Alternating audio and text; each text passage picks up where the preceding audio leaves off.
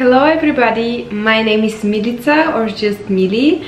I'm a certified life coach and an NLP master, and in today's video we're going to discuss the topic of 3 key factors and how you can skyrocket your leadership career if you're, let's say, a leader in your team, or if you prefer the word boss. I'm not going to use boss as word because I do not vibrate with this word. I don't like the word, and I truly believe that the words we use, that's how we create our reality in our life, and that's how we work on qualities we would like to maintain in our life. Before we started with the content, if you're a new subscriber, welcome, and if this is not your first time where you click on some of my videos, welcome back. I'm very happy to have you here. If not yet, subscribe for my channel and like this video. Spread the love. That's how you're tuning in my content and you helping other people to connect with my videos and to find them as well. So thank you very much for your support. If you like this video, probably you're expecting to hear from me a logical step-by-step guide how to become more sufficient in your work as a leader. I hope that I'm not going to disappoint you, but this is not will be the case in today's video. Here I will give you practical examples of how to improve yourself, your skills, and these examples, they're not part of your job as a field, but they're part of your existence as a human being, also as a soul being. For those of you who follows me, they know that my videos, they're implementing between the material and spiritual. That's how I see life, that's how I see world. The first key factor is that the love you receive from your partner or from the person with whom you are living or you share your life with outside of your work has significant impact on how you perform at work. Many people neglect that love and business should be in separated ways. For example, a lot of people choose first to pursue business and then to find somewhere time for love in between, when in the contrary, the love is the momentous, is what gives you a fuel to move on, to build, to improve yourself, to improve your skills at work, to become advanced and authority in your field. Love is the fuel towards money. Homework you can do here is notice and make self-reflection of what is your level of productivity when you're in love, and how you do your job when you're in that mindset of only logic and go, go, go, go. When the butterflies are there, when you feel meaningful at the end of your working day, when you know that somebody is actually waiting for you to come back from work simply because there is finally a deeper reason for you to make more money. Not only to pay bills and to think about daily chores, but also to convert the money that you make and to provide a colorful service, not only for you, but also for the person next to you. So the first key factor that will skyrocket your leadership position is actually to learn that money and love, business and love, they can go hand by hand, and this is not something that will take from you, but exactly will skyrocket you. Why? Because love will bring you a new perspective, new energy. Remember that here the videos, they're a little bit more vague because I don't know really what is your situation at work, but what message I want to give you right now: do not neglect love and allow yourself to work on relationship outside of your work life. That's how you will bring more clarity when it comes to your leadership skills and how you perform at work, because you have fresh energy, you have somebody with whom you can communicate about daily tasks. This another person, especially if he's also business oriented, he can provide you with different point of view, and you can collaborate these thoughts, and this will help your business and your skills to grow. Let's talk a little bit about your stakeholders, your community. Key factor number number 3 in order to skyrocket yourself and your leadership position at work is to learn to treat people, to treat your employees as souls, not as slaves, not as machines, not as robots. Treat them as souls.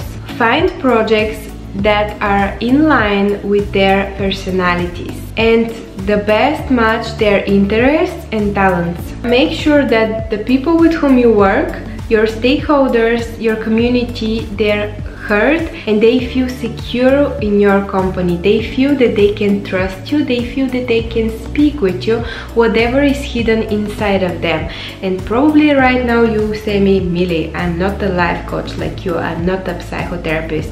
Well, if you want to become a successful team lead or boss, if you like the word, you have to become a life coach as well. You have to understand these people and their qualities in order to navigate these stakeholders so they can become sufficient employees for you and the team to grow and to become a fruitful. Building relationships and understanding, it needs time, it needs effort, it's not an easy path, but when it comes to the long run, is the most productive way that you can take and will make your job easier in the long run. Projects are successful when everybody who are including in this project are on the same board and on the same page of understanding. So key factor number 2 is treat people as souls, not as robots, not as machines, as souls. You have to learn to become a life coach if necessary. Of course, I'm not saying, you know, to dig deep inside of their emotions, but on a surface level, as a team lead, as a boss, you need to know, you need to understand what's going on in the mind of this person so you can guide this soul, so you can guide this stakeholder, this employee into the right project for him, and you can take all the skills, all the qualities inside of this person outside on the surface so they can work for the better of the team. Key factor number 3 and the last one is understand that every person is different. We have one brain, right, with 2 hemispheres. So we have left brain hemisphere and we have right brain hemisphere. Use your intuition in order to guide which employee can take specific task. Bear in mind that our left side of the brain is much more into analyzing stuff, logic, producing ideas. Left side of our brain is very strong when it comes to scientists, stuff, training, quizzes, all kind of corporate jobs. When in the contrary, people who are with more developed right side of their brain, like the right hemisphere of their brain, hello to me as well, I'm here. We are much more stronger when it comes to emotions, when it comes to feelings, when it comes to productivity, but those productivity that are out of the box, that brings colors, art, soul, curiosity, imagination. We bring kindness in everything. We allow things to be. We do not direct them, we do not force them, we do not code them, we just flourish everything around. So bear in mind these facts and do not ask the cat to become dog and the dog to become cat, because it's not possible, right? You cannot change the nature of the person. Of course you do, but this won't come naturally and it won't serve you as a leader. With that being said, I want to tell you, support different activities. Support your people, support them in their unique ways, the way they are presented in your team. Find their strength and do not bother them about their weaknesses. Of course, you can mention what you don't like, because I know that most of the people, they do business because of money, and this is normal. We live in corporate world, unfortunately. We live in material world where the body needs to consume, but whatever you are doing, you shouldn't forget that every and each person on this earth has mission. And of course, I'm not saying that you have to know what are their mission. You're not their mother, father, or you're not in their head, but at least you can try to understand this soul. At least you can try to understand what qualities brings the most productivity in this person, and you can direct the person on his path. Ultimately, the decision of this employee, rather to stay in your team or to go, is theirs.